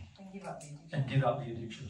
In other words, rather die than feel the causal emotion, right? So everyone with cancer has this general feeling they'd rather die than deal with that emotion. That emotion to them is worse than death, right? Now, if it's in the cervix, then obviously it's another sexually related one, right? And so I won't go into all the details because it's just like, you can get cancer pretty much in any part of your body, right? But it just depends upon where it started, but the emotion is just the same. You want to do something in order to get something for yourself, and in the process, you're sort of manipulating people around you to give you the thing that you're unwilling to go through, the feeling that you don't have. Yeah. And very unwilling to ask for. And very unwilling to ask for even. Very unwilling to even just have a conversation about it. Yeah? Most people with cancer won't even have the conversation.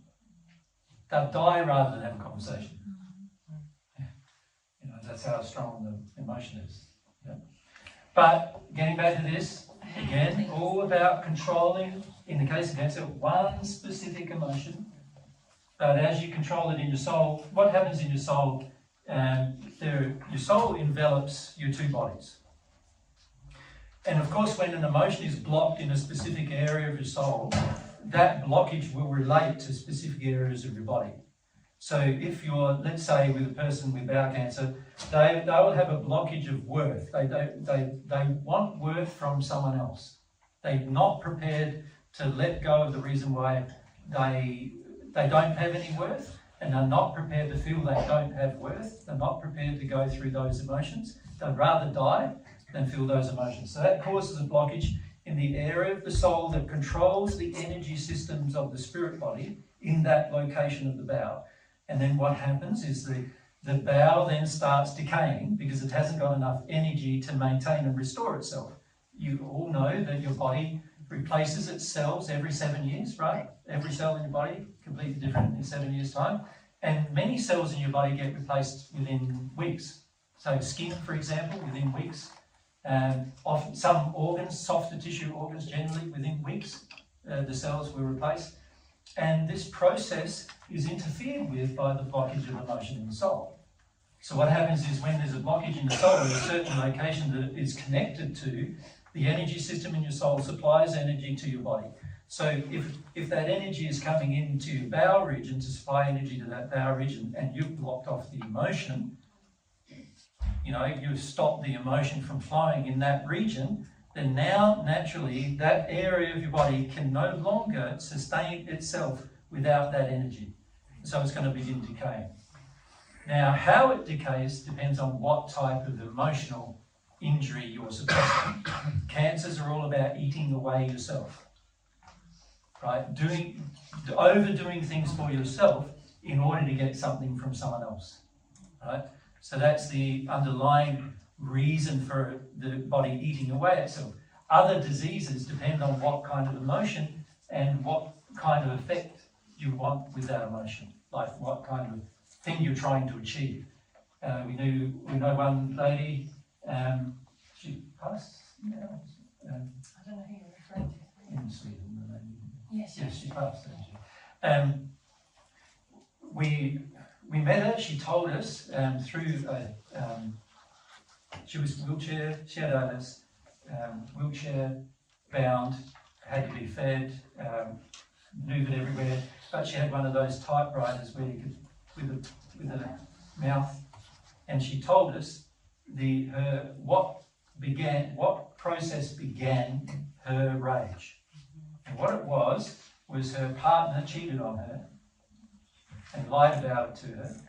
I think he had done it repetitively. And he'd done it repetitively, and eventually he told her, and then he told her that he'd done it many, many times, and she became so enraged by it that she wouldn't feel her rage. She refused to feel how angry she was about it. She didn't want to leave him either. She instead wanted to punish him. And her rage caused her to get into this state. And within 2 months after that event, she had ALS. In 2 months, she's now passed. We've talked to her since she passed, and she's starting to understand the reasons why she had it and things like that. We tried to talk to her at the time, but of course she didn't understand what we were even saying about it. She was in such a rage about what he'd done. And the irony was, he looked after her to her death, but he still cheated on her very regularly, all the way through the whole thing. Yeah. So the very thing that she was avoiding her rage from, she attracted every single week. There was another carer come in, he'd have sex with her, and another carer come in, he'd have sex with her. And, yeah. Right? And her rage just built and built and built and built, naturally, but she still was not willing to express it, even in her wheelchair, unwilling to express it. Yeah. Make sense? Yeah. So, these are things that happen when you control emotion. Very dangerous to your life, to your body, to your future, to your, future existence in terms of your spiritual development and your emotional development. Just dangerous on almost every level. Yeah. Mandy had a question here. Oh, that's right. Mandy was next. Sorry. Thanks. I actually had 2 things, and it's about kids. The first one is when your child is like angry and blaming you or blaming people for little things. I struggle with holding up the law with that behavior. And what does that look like to restrict that unloving behavior? Well, it depends whether the thing they're blaming you for you actually did or not, doesn't it? To a degree. Just getting angry about everything, Yeah, but normally a child doesn't get angry about everything unless they're angry about something in particular that they're unwilling to express, right? So either you've got a child who feels very entitled, or you've got a child who's very angry about something else that she's That's what I'm trying to figure out, which one it is, to see what my job is. How did you bring her up? How did I bring her up? Yeah, did you, every time she wanted something, did you give it? Yes, mostly. Okay, so mostly entitled? And her dad and her grandparents. All did that as well? Yeah. Yep, so entitled, That's definitely. what I'm feeling like. Yeah. So now, whenever she doesn't get anything she wants, she's going to be angry. Yep. How do you stop that? It gets pretty out of control. When you say out of control, what happens? Just wild, physically violent. Violent wild? Yeah, just yelling, screaming, just throwing uncontrollable, things. Throwing things, Okay, so also probably spirit overclocked, right? Yep. So I tried physically restricting her, like you talked about. Pretty hard. How old is she? Very difficult. She's 11. Yeah, when they're 11, it's pretty hard. It's almost like an adult body, right? Yeah. Yeah, so you'd have 2 or 3 people restricting her if you had to restrict her. Yeah. difficult. You should have started earlier. Yeah. When you start, when they're like that, when they're 2, you know, we have a young boy, Elias, his name is, who started that kind of manipulation with his parents because they allowed it. And by the time he was 2, he was already boss of the whole family. And they started to do things when he was 2. And as a result, by the time he's now 3 and a bit, and already things are starting to calm down because it's been dealt with properly, you know. When they're 11, it's been let go on a long time. Yeah. Maybe, can I just pick up on something you said? You said you struggle to uphold the law in those cases. Yeah. I would look at what emotion She's am working I on your with? guilt, right? Yes. Yeah. Yes, that's what you're going to need to deal with in order to be effective, is to deal with your investment in her liking you, I guess, in a very simple sense. And whatever that is about for you, there's going to be reasons in you why you find it hard to tolerate your daughter being unhappy with you. But once you're over that, you know, having a law which is just as much as possible in harmony with and reflecting God's attitude about these things, God's laws, which means that there's always a consequence to the unloving use of will. That is going to be the best thing for her, isn't it? Yeah. You want So it's your going to home. be a process of re-education. Yeah. She doesn't let me speak. Well, you don't have to speak to have a consequence.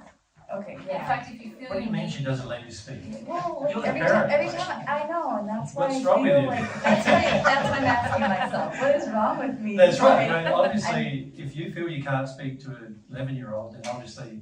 I start speaking and she starts screaming at me, or she'll cut me off, or like run into her room, slam her door so she can't hear me. That kind of thing. Yeah, no worries. So I'm like, okay, she's not. Well, hearing that me. child in my house not getting any food, not getting any clothes, not getting any Yeah. any phones, any TV, any nothing. Till they learn to treat me well. Yeah, Yeah. And if they're 11, I'd probably kick them outside. that's what I've done. I'm like, okay, you're gonna be outside now. But I wouldn't be giving them food or anything. And They'd have to work I was for it. giving her food, yeah, too. Yeah, I wouldn't do any of that. If it's that bad, but you gotta have some compassion for the fact that you've let it get that bad Yep. too, don't you? It's like that's letting it get way out of hand Yep. too long. And so they look at the reason why you've waited so long to deal with that. And obviously she's getting supported by grandparents and dad, and that you need some strong discussions there with a concerted effort on the part of all of you to change this, because they are basically also taking on the role of her parenting. And so that if they're educating her to live this sort of way, that's very bad for her future. If she grows up to be this lawless, she's going to be a lawless member of society, and also from God's perspective, she's going to end up, even if she passed right now, in the hells. And that's pretty unusual for a child. Yeah, and that's where she's going to end up. And she'll be isolated, and then there'll be a group of spirits working with her. If she passed right now, there would be a group of spirits restricting her every activity, and unless she had a loving desire, they wouldn't respond to anything she said or did. And they would, if she became violent, they would actually bind her to stop her violence.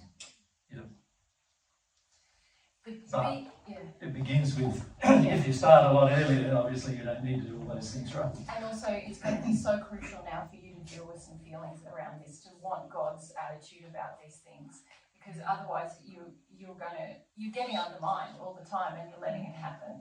So there's got to be big emotional investments you have in either not having conflict with her, or maybe it's your husband, or maybe it's your in-laws, or maybe it's all of them. Or maybe it's all of them. But you're going to have some courage to have the conflicts with people, and you don't need to be very aware. Like, I see a lot of parents trying to convince their kids to be good when they're already very entitled, and it doesn't work. They just go, I'm getting attention, whatever. Yeah. You know, there has to be consequences, and you don't have to talk about it. If they come and want to know why there's the consequence, there's your opening, but that's them asking. If you've already tried to explain and there's no opening, well, now it's time for action. Yeah. So you don't have to be violent back, but you do have to restrict their violence. And if that requires two of you holding her down while she wants to be violent, then you do that, right?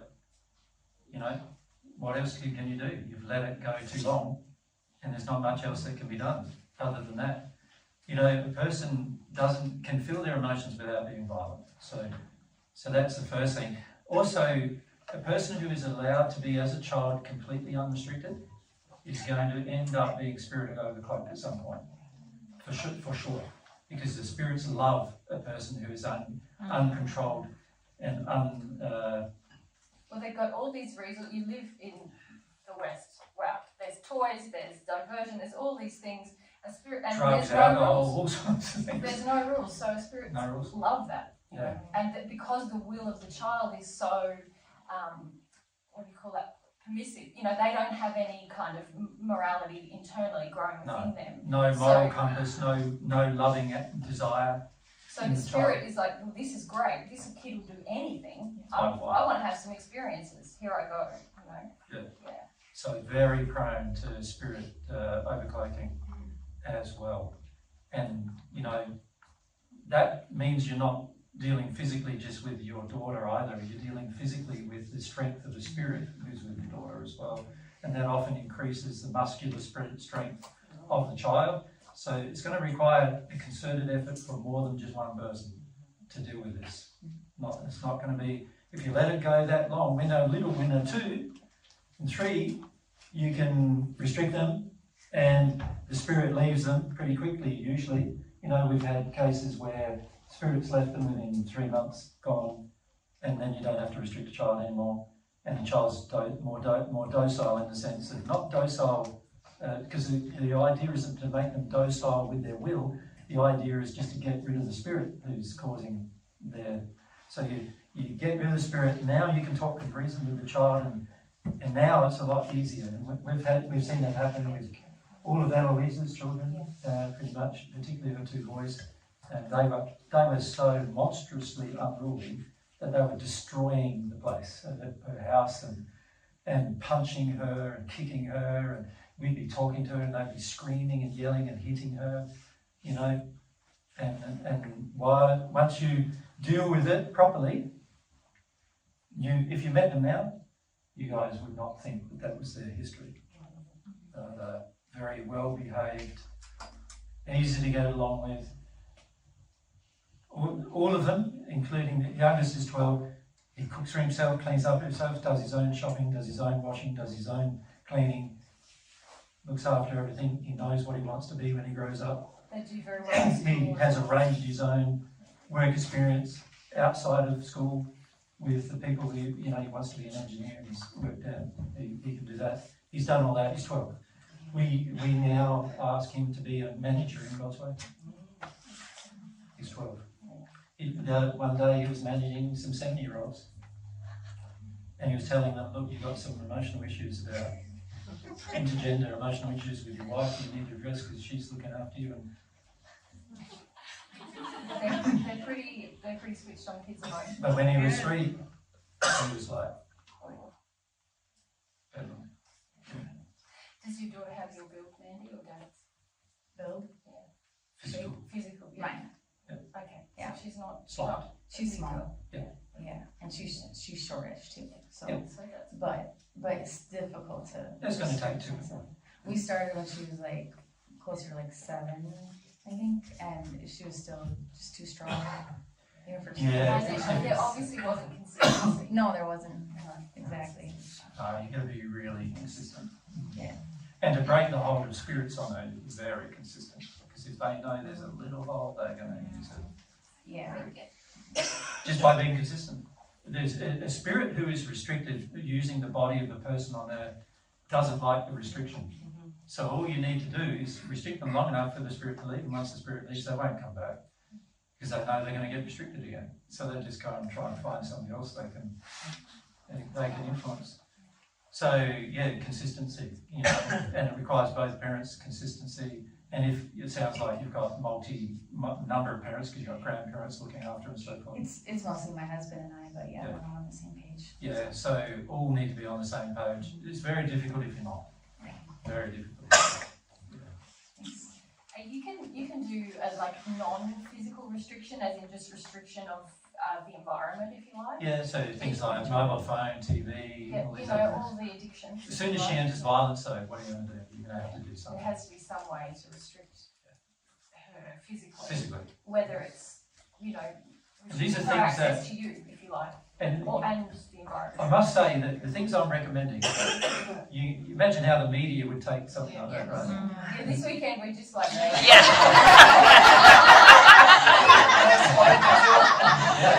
And the reality is, some people we know have had the police call on them because other people have accused them. And when the police learn that, oh, this is what we're doing, the police were going, oh, that's fantastic.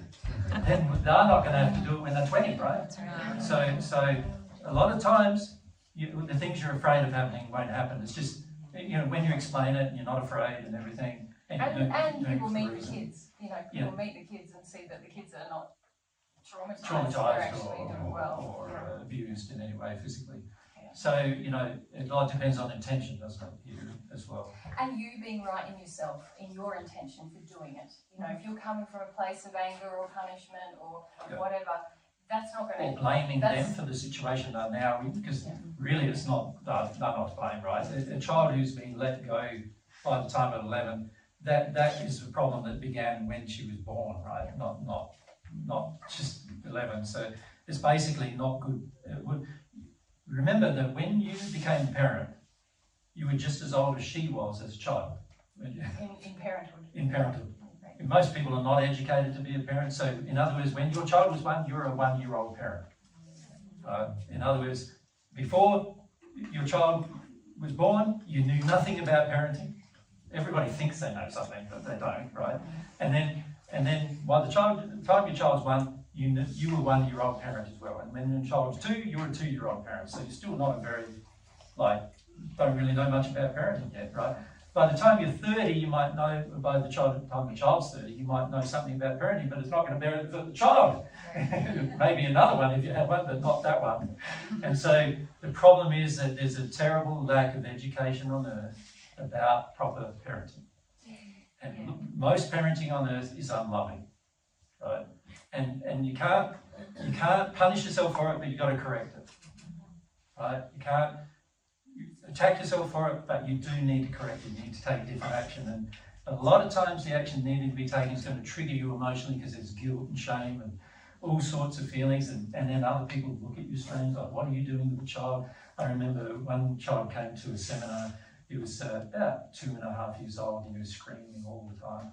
And Mum came up to us and said, what do I do about this child? Like, this child's screaming at So I grabbed the child, sat down like this, wrapped my hand around the child within 2 minutes. Well, it was probably less than 2 minutes. It was yelling and screaming and kicking and bashing its head against me and all sorts of things, right? And I said, this is what you do with the child. She bore it for 2 more minutes. And then she took the child from me and never saw me again. Because she couldn't bear putting that kind of restriction on her own child who was unruly. Right? Yeah. And that's fine, if that's what, but I bet you now, that child would be, I don't know, in its teenage years, it's going to be a pretty monstrous kid. Yeah. He was headed that way at 2.5 because of what he was allowed to do. He was allowed to punch his mum, kick her. How's he going to treat women when he's an adult? Right? It's going to be pretty bad. And we've seen children like that grow up over 10, 15 years. We've been teaching Divine Truth Publishing now for me, I started in 2008, it's now 16 years. And in that time, I've seen children just born grow to be nearly adults, right? And you see the results of it all. And many parents come back to us 16 years later and say, I just regret I didn't take your advice back then, because they didn't want to, or they felt it was wrong. But this is the way God acts with us, right? This is why we have laws, because there's penalties and laws, so we learn. And it's very important for your children that they learn that there is authority that is loving and caring, but it's for their own good. Because otherwise they can get overcloaked by spirits, damaged by others. You imagine a child who's this demanding and angry, she goes to the workforce. Is she going to be employable? the instant the boss asks her to do something she doesn't want to do, she will have a kick and scream, right? Right? And what is he going to do? Fire her on the spot, probably, right? And so they're not even going to be able to care for themselves. Hopefully. You know? Yeah. Sadly, the workforce is Yeah. not going that well, is it? No, for the same reasons, right? Yeah, and everybody's going, aren't you good, you did that, aren't you good, you did that, and nobody's getting anything done. Right? Because they're all just virtue signaling everybody how good they are doing things that they're not actually finishing or completing anymore. And this is why we're ending up with things being manufactured now that are crap. You know, that you buy them and use them once and then you might as well chuck it away. Because nobody's thinking about anything anymore. They're all just virtue signaling everybody. I worry for the world coming up is these young people who've had permissive upbringings, emotionally permissive upbringings where they're allowed to control their entire family. What do you think they're going to do when they get control of the world? That would be very interesting. So this is why we need to change our parenting on earth. And the best way, for those of you who aren't parents yet, there's a few, maybe, not many, but you know, get God's law, love God's law, because when you love God's law, when you really, you know, love the way that God has designed everything, you're gonna feel drawn to create this law in your own home, and it'll be so good for your kids. Yeah. So amazing.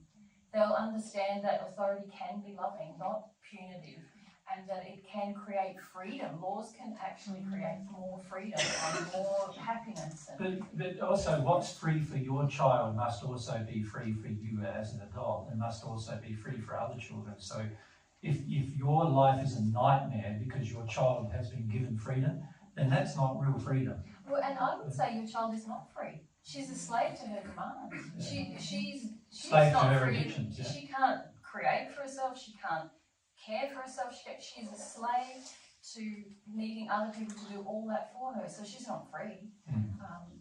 The kids that we were talking about before, who can get themselves up for school, you know, iron their uniform if they need to, make their lunch, make their breakfast, come home, make their dinner, do the homework, go to bed, and mum doesn't need to be involved in any little part of it. Yeah. That's pretty free. And the average mum who hears that goes, what, they're doing all of that? What's the role of the mum? Well, the role of your mother is not to be a mother, because you're not their mother. You are their teacher. God is their mother. So teach them what God would teach them. That's your role. And so, you know, that's what we need to learn how to do as parents. We need to learn how to be loving parents who will teach the child as much as we're able, teach the child what the child will need to learn in their relationship with God anyway. That would be the best course of action. So that's what we need to do for our children. And if we do that, our children will grow up being self-responsible members of society who love other people, not just themselves, and who care for everyone in society, and who are thorough and they are scientifically and emotionally capable people of living a life that is productive for the rest of the society as well as for themselves. That's how they'll grow up. But that requires some major changes in parenting. If we're just parenting because we want to look like we're a good mum, which is, you know, or a good dad, and being so permissive because we had a lot of things happen in our own childhood that we don't want to have happen in theirs, and we get so permissive under those circumstances, then what will end up happening is the child will use that and abuse that and get to a stage to be a monster in their life, in their future, one way or the other. And they're going to struggle. They're going to struggle to make decisions, have relationships, Yep. just feel good about themselves ultimately, because they're so dependent on everyone else propping them up. Yeah. So these are necessary changes that need to be made, but you can feel, can't you, that if the average person heard this, they'll be in an uproar, like, how dare they suggest this? And, you know, how dare they suggest a child be self-sufficient by the time he's 3, you know? That's abuse.